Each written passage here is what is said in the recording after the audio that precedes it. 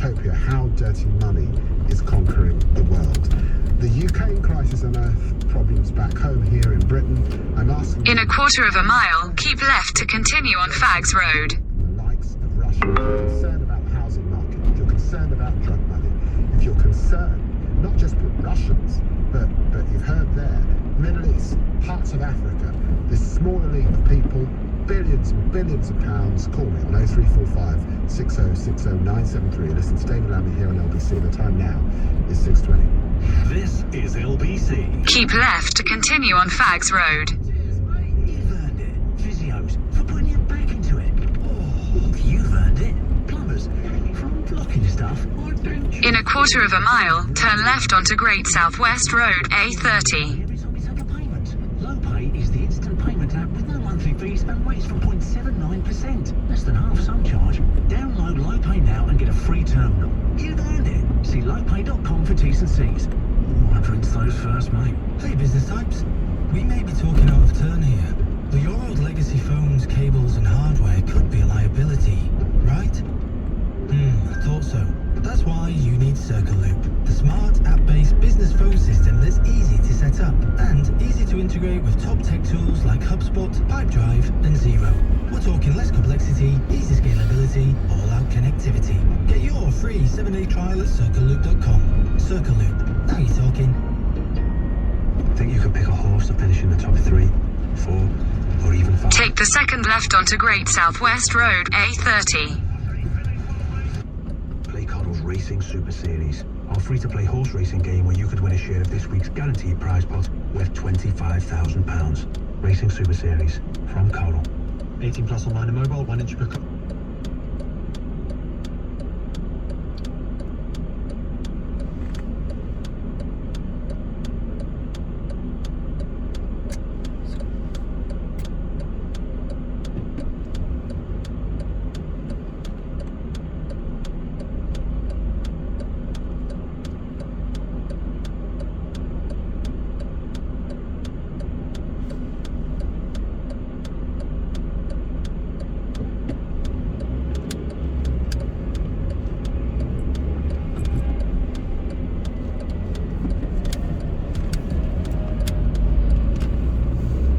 Continue on Great Southwest Road for 3/4 of a mile.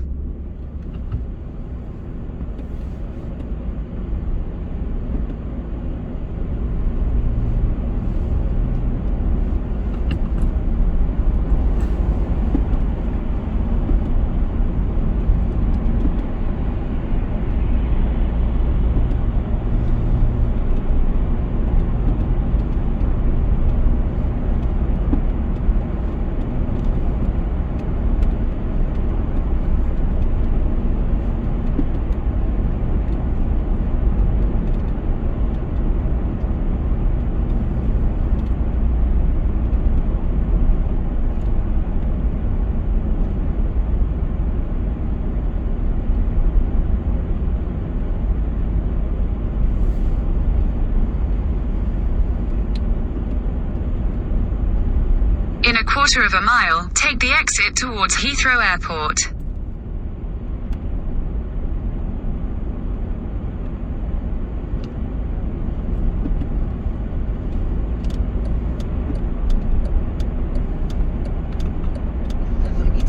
Take the exit towards Heathrow Airport.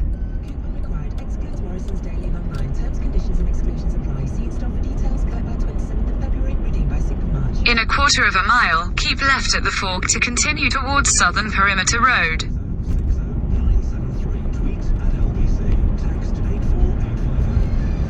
So how do we cleanse a society of dirty money is the question. Grace in Ealing. Grace. Hi, as a youngish person who's been born and raised in London, I am simultaneously angry about the fact that I will never be able to own a home, and also grateful that I'm okay, and there are other people who are in worse situations. But I'm Keep left at the fork. about the impact that money laundering has on us Brits, but also on how the system that we've been discussing has an impact on people in less wealthy parts of the world. And I feel woefully ignorant. I don't know at all enough about this subject. But so far as I understand,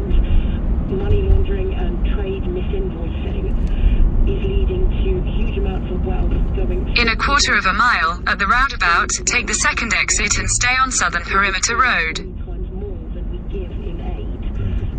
So countries which have been previously exploited through colonialism are now continuing to be exploited through this dodgy financing, which means that money is passing out of poor countries into richer ones, much more than we actually give them.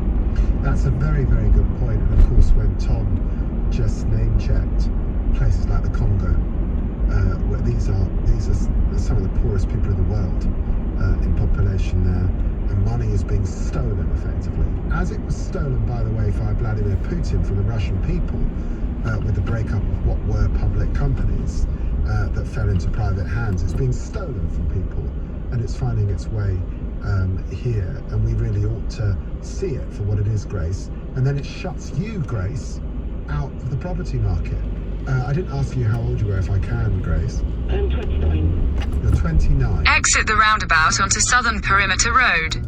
Can I ask you? Continue on Southern Perimeter Road for 1.5 miles. Job seeking at the moment and struggling for a long time to get work, and in the meantime completing my degree, having been unable to complete it previously for health reasons. So you see no prospect of getting on the housing ladder? No. And I suspect you've got many friends your age who are in the same situation. Well, I don't have many friends because I have Asperger's, so I just don't socialise. But I understand, yes, that people of my age generally are struggling to get onto the housing ladder, and it feels frustrating when if this is where we've grown up, that we've got no chance of owning homes here because of, the things that have been discussed. Like one of my sisters has had to move up north because, that's the only way to get on the property ladder, which means we don't get to see how much, and it just seems a shame. Grace, thank you so much for calling in and sharing that with us. All power to you. Henry in Cardiff. Henry. Hello, good evening. Nice to talk to you. The one point I'd like to make is this. Why is it that the government, if they're going to go after these oligarchs who are associates of Putin, why they don't use internment legislation? Why don't they make a list of all these wealthy Russians with over £10 million or whatever, and just pick them up and intern them with none of the niceties of legal representation and appeals processes, and just treat them as aliens of the state, like foreigners were treated during the war years. I mean, I've never heard this mentioned that the possibility of internment being used. Well, internment was definitely used when we were at war. The people were considered aliens of the It state. wasn't used, correct me if I'm wrong, Henry, I mean, internment, of course, was not used during the Cold War, it was used during the Hot War, as it were, in the Second World War. It was a bit controversial then. I've got Italian friends who found themselves interned, and parts of the Italian community feel very, very long-standing British Italian community feel very upset by that. In fact, Well, you know what they say, there's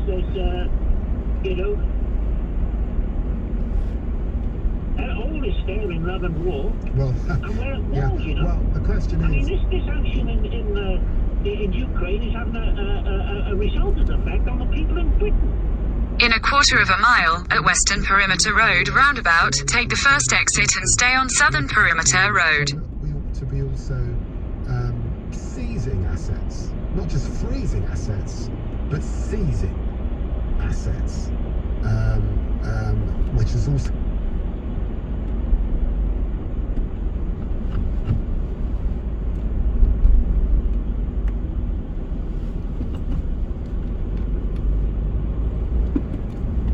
Exit the roundabout onto Southern Perimeter Road. In 200 yards, at the roundabout, take the second exit onto Airport Way, A3113.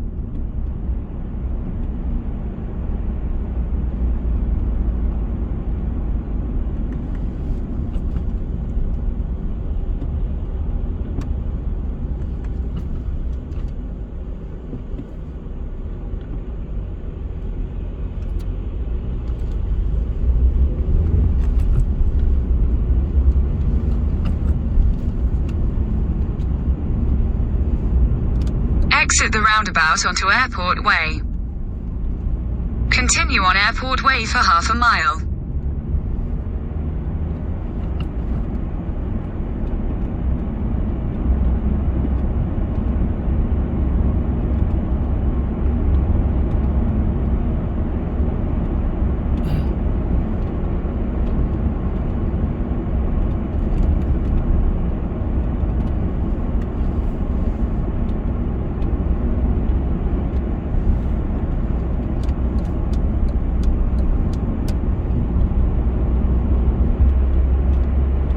In a quarter of a mile, at the roundabout, take the 4th exit onto the M25 slip road to M4, M40.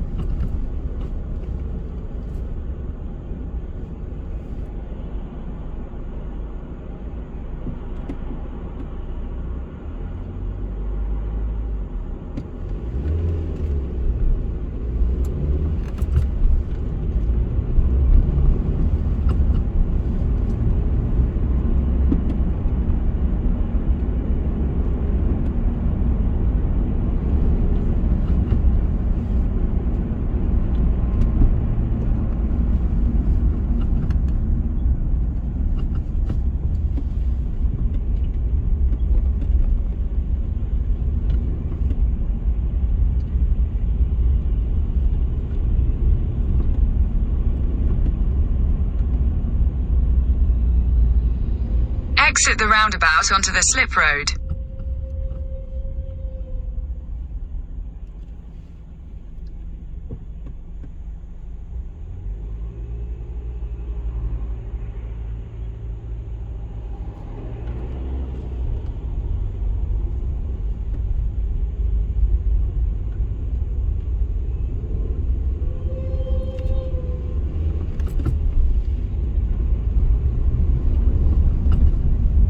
Continue for half a mile.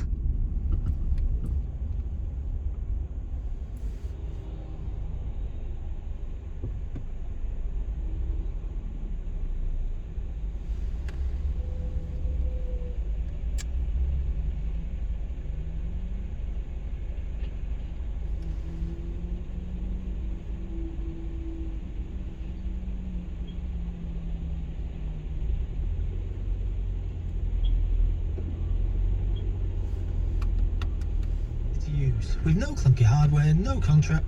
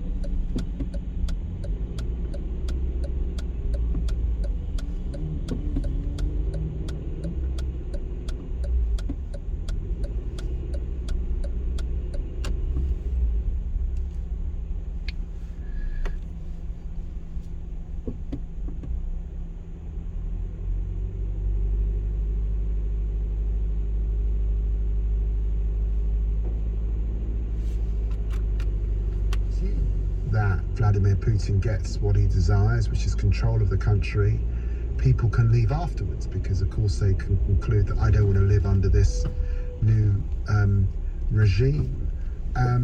How does Europe particularly how does the UN system begin to assist in that process of people claiming asylum, claiming that refugee status? How does that look and how should that work? Well, in the first instance, the onus is on the European countries that are on the border where the majority of those people are going. Those countries are at the moment setting up their own structures to welcome those people. The initial response is about shelter, it's about water, it's about food, it's about making sure people are safe. When refugee situations endure for a longer period, that then becomes a different question. And then you get into issues around, where refugees might go. We saw with the Syria crisis back in 2015, 2016, there was an attempt by Europe to relocate refugees around the continent. It wasn't a complete success, although there was some relocation. So that could become an issue later on, although that's very much up to the EU countries. In terms of our role, we're there to support those countries if they ask, and we have the resources and the experience to do that in those countries as well. We've had a fortress Europe mentality here in Europe for some time, with certainly significant debates within countries about immigration, about the so-called bogus asylum seeker, which is a phrase I can't stand, but you hear it used, about a sort of pulling up of the drawbridge. We've got enough problems, we can't let you in. Much of that has been in relation to people fleeing the Horn of Africa. This time there's a problem in Central Eastern Europe. What's your assessment of the generosity that we might or might not see in Europe, given the level of the debate? It's a very difficult question to answer, David. I mean, if you go back to 2015, 2016, you had over 1 million Syrians coming to Europe, primarily to Germany. There was a welcome for them. They were given support. They were helped to integrate. I think as the years went on after that, the welcome started to wane somewhat. And there was perhaps more hesitancy, more xenophobia. When we look at the crossings, particularly from North Africa, which we call mixed migration flows, that means there are asylum seekers, but there are also migrants going with them. There has been a much harsher response. We've criticized European countries repeatedly in recent years for pushing back asylum seekers, for not giving them a fair chance to have their claim heard.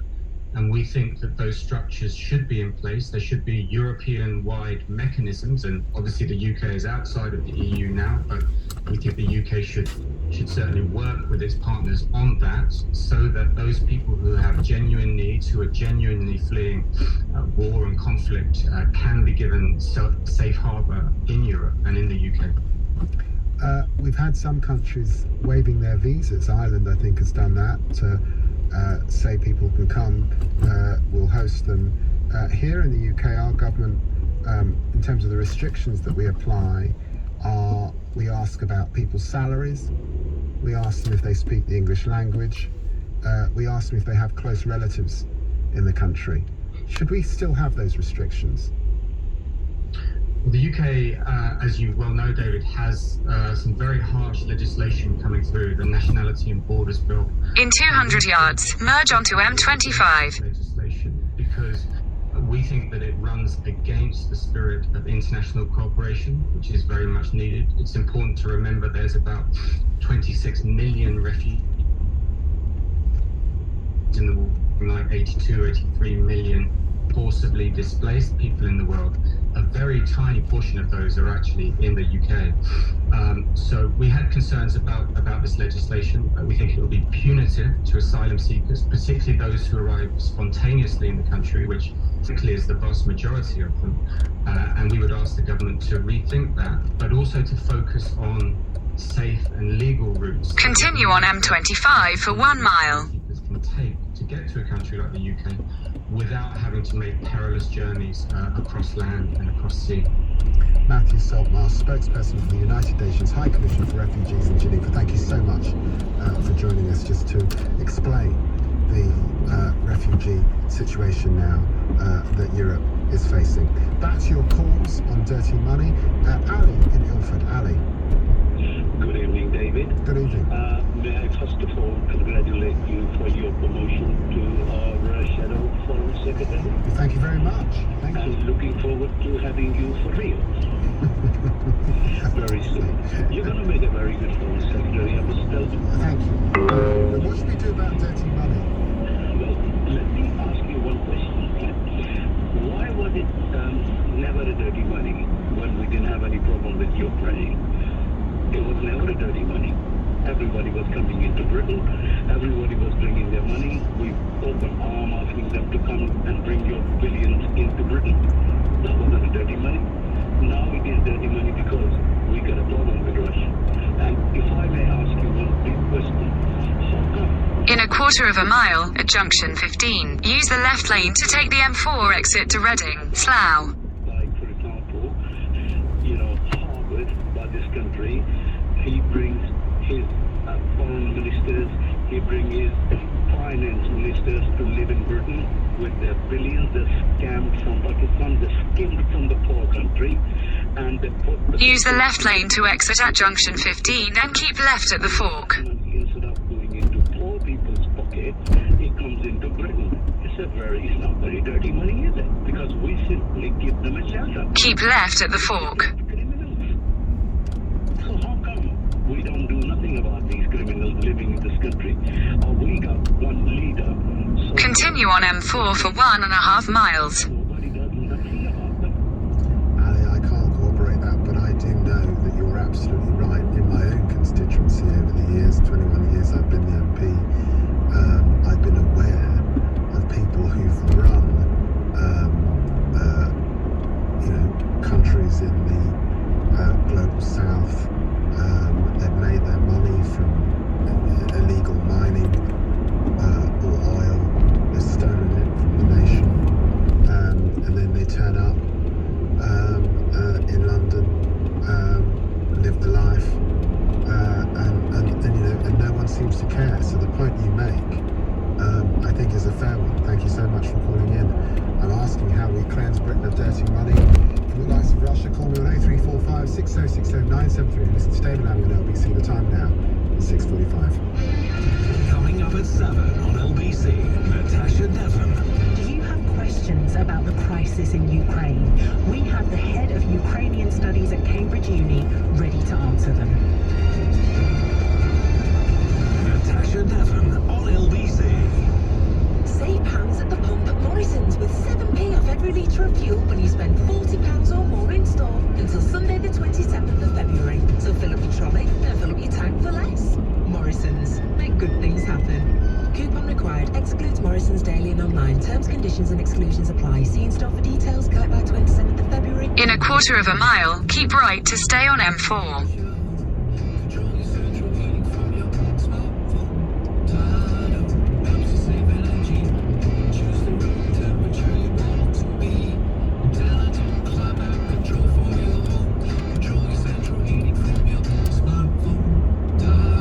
Keep right to stay on M4. Tardo, smart thermostats to help you save energy. Visit tardo.com. TADO. Continue on M4 for 4 miles. Hey, business types. Words getting round. There's a whole new way to scale up without phone costs going off the scale. Switch to Circle Loop, the smart new cloud-based phone system that makes it easy for businesses to add new users quickly on a pay-as-you-grow basis. We're talking less complexity, easy scalability, all-out connectivity. Keep your peeps in the loop for less. Get your free 7-day trial at circleloop.com. Circle Loop. Now you're talking.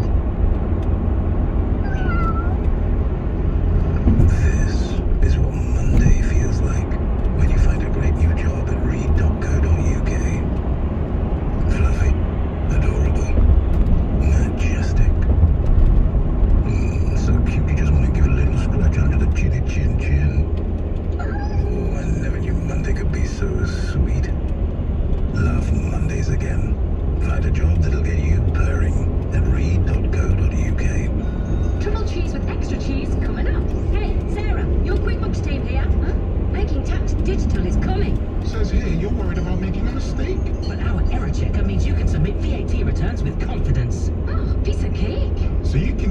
turning cheese sandwiches into big cheddar.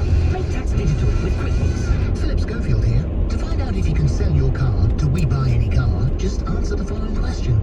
Is your car a car? If you answered yes, then we'll buy your car.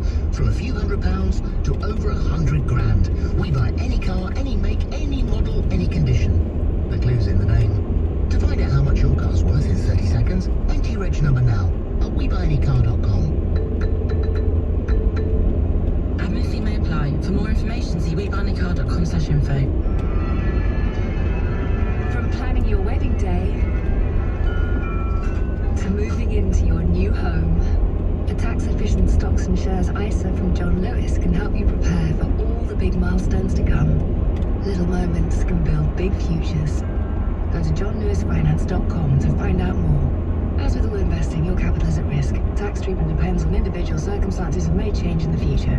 John Lewis Investment Services are provided by Nutmeg Saving and Investment Limited. Date night. A night full of possibility. But the big question is, what's for dinner? In 2 miles, at junction 6, take the A355 exit to Slough Central. Matured ranch steaks, crisp chunky chips, raspberry and cream cheesecake, a bottle of chili and Merlot. I'm thinking Tesco finest dinner for 2. Yep, that's dinner sorted. Food love stories. Brought to you by Tesco.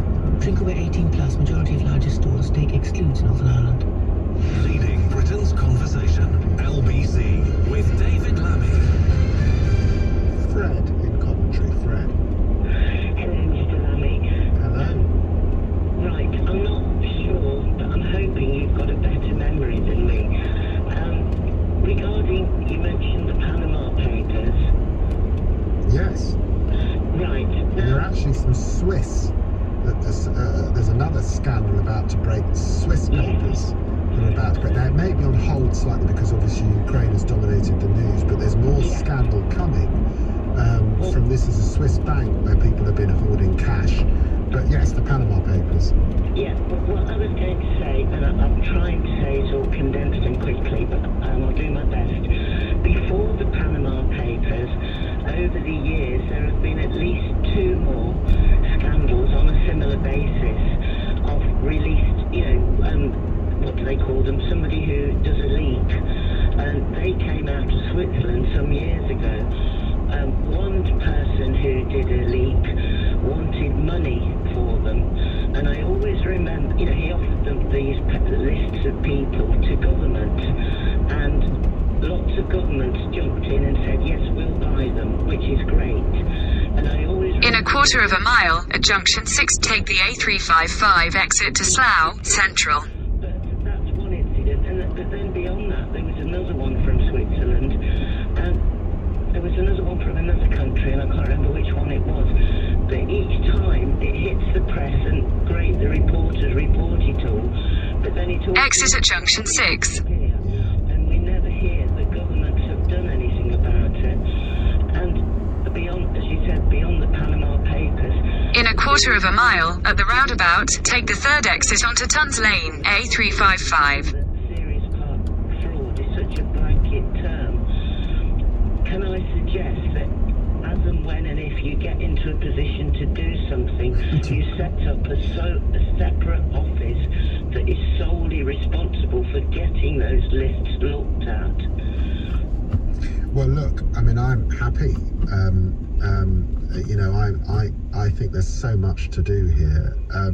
One of the things I discovered when I was looking at the sanctions was there's a new office for the enforcement of sanctions implementation. It was set up in 2017. This is to actually look at the sanctions that we'd already imposed, on Russia and on other countries. And it turns out it's only had sort of 5, there's only 5 people been penalised under the office. Because it actually hasn't got much of a budget to actually enforce the sanctions.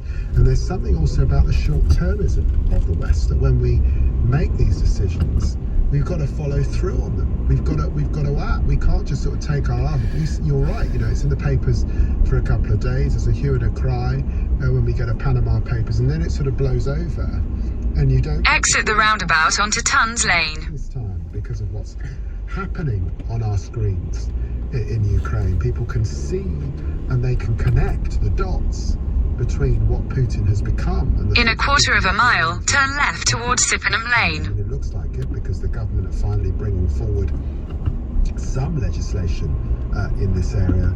There might be some change, Fred. That's what I'm hoping. Now, Fred, I'm going to just go on. I just wanted to say that I remember that there was an investigation many years ago when Tony Blair was in government, and it was to do with, I'm not allowed to say companies' names, so some big aircraft company, and that investigation involved the Middle Turn East. left towards Sippenham Lane. And, you know, it just, I'm not blaming just Tony Blair or anyone else in particular, but what I'm saying is, it not only... Continue for 1.5 miles. Whoever they are, to say they're going to do X, Y, and Z on a big public announcement, they need to follow through and promise to give updates to the public, because you've got people working for some of these people for less than £10 an hour as cleaners, for example, and you know, it's like there's an abuse at both ends. Fred, thank you so much for calling in. There's a text message here. It's not just a problem with the British establishment in general. The fact we live in a nation that allows dirty money to proliferate society, how can we change that when the problem runs so deep? It almost seems like an impossible task. And that's from Jen. Churchill in Sydenham. Hi, David. Hi. Hiya. So I just want to say, you know, lots of all these currencies or all these investments that has come from corrupt nations, corrupt leaders, and not just in the UK, but almost all over, they've invested this money. Sometimes these funds are not even kept in banks. They're kept in physical cash in buildings. Like some of those buildings you're mentioning might be holding some physical cash that no one has access of or knowledge about. So old-fashioned suitcases of cash. Old-fashioned, like, yeah.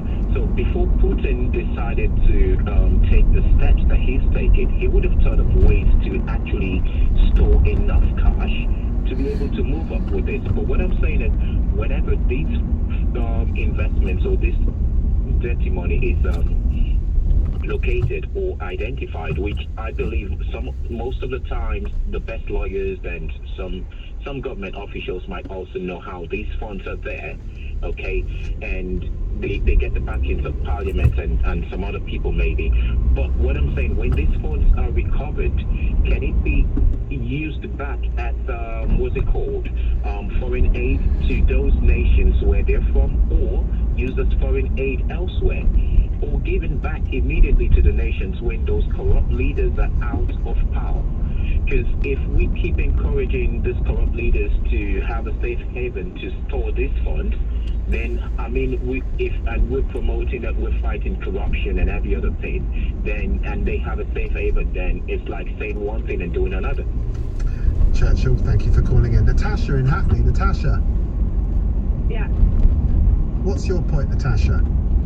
Okay, hi. Sorry if it's loud because I'm walking back after the supermarket. So I'm obviously in Natasha who doesn't have an oligarch for a father, but my dad was born in Kiev and he was half Ukrainian and half Russian, so he'd be heartbroken if he was alive today. But what I wanted to say was, what are the councils of most affluent boroughs of London doing about it? Because they fully know who owns some of these properties. For example, I was recently doing a project about artist studios around London, and it's in one specific borough.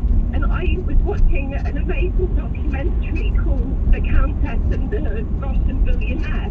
And in this, it showed a view outside of this woman's home. And I knew exactly where it was because it's on this one he owns in Chelsea. Anyway, he owns 2 of these art studios, they're historic art studios.